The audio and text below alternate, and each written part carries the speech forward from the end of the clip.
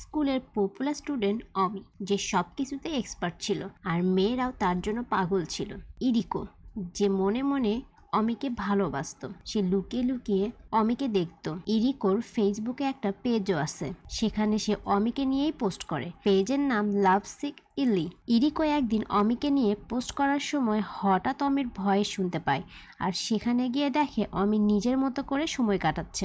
আজ একটা মেয়ে অমিকে কুকিজ দিয়েছে। অমি সবার সামনে কুকিজটা নিলেও পরে সেটা ফেলে দেয়। এটা দেখে ইরিকো ভাবে কিভাবে এরকম একটা ছেলেকে সে ভালোবাসতে পারে, ভিতরে ভিতরে এমন। এটা ভেবে সে চলে যাবে, এমন সময় দরজা খুলে পড়ে যায় আর অমির কাছে ধরা পড়ে যায়।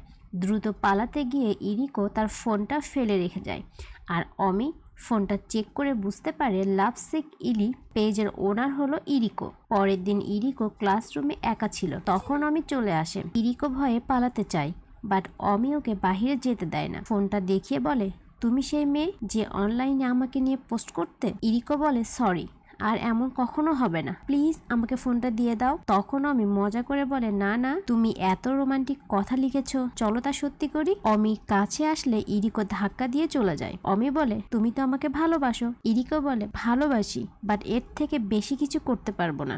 এই বলে ইরিকো একটা ফ্লাইং কিস দেয়। এটা দেখে অমি হাসতে থাকে আর বলে, সত্যিই তুমি পুরো পাগল। অমি বলে, আজ যা হলো তা আমাদের মধ্যেই থাকবে। এটা বলে আমি চলে যাই। ইরিকো ভাবতেই পারেনি অমি তার সাথে এমন একটা কাজ করবে। এটা তো ইরিকোর জাস্ট কল্পনা ছিল। ইরিকো আবার পোস্ট করছে, তখন সারার সাথে ইরিকোর ধাক্কা লাগে, আর সারার হাতে ছিল অমির জার্সি। সেভাবে সারা কি করে অমির জার্সি পেল? ইরিকো অমিকে বলে, আজ আমার ক্লাসরুমে যা হয়েছে প্লিজ কাউকে বলো না যে ওই পেজটা আমার, তাহলে সবাই আমাকে নিয়ে মজা করবে। এরপর বলে, তোমার জার্সি সারার কাছে কিভাবে গেল? অমি বলে, আমার জার্সি আমি যাকে ইচ্ছে তাকে দিতে পারি, তাতে তোমার কি? এটা শুনে ইরিকো একটু আপসেট হয়ে যায় আর বলে, তুমি কি করে এটা করতে পারো? সাথে সাথে ইরিকো তার কল্পনার জগতে চলে যায়, দেখে জার্সিটা ওর কাছে, কারণ ওই সব থেকে বেশি ভালোবাসে অমিকে। এরপর ক্লাস টিচার ইরিকোকে একটা বই দিয়ে বলে, তুমি এটা থেকে একটা নোট তৈরি করবে, কারণ অমি বলেছে তোমার রাইটিং স্কেল অনেক ভালো। এটা শুনে ইরিকো খুশি হয়ে বুঝতে পারে অমি হয়তো ওকে একটু একটু করে পছন্দ করছে। এরপর ইরিকো অমির সাথে দেখা করতে গেলে সারাকে দেখে আর ওই জার্সিটা নিয়ে কথা বলে। আমি অমিকে অনেক বেশি ভালোবাসি, ওর শুধু জার্সি না, ওর জন্য আমার কল্পনায় আলাদা একটা জগৎ আছে।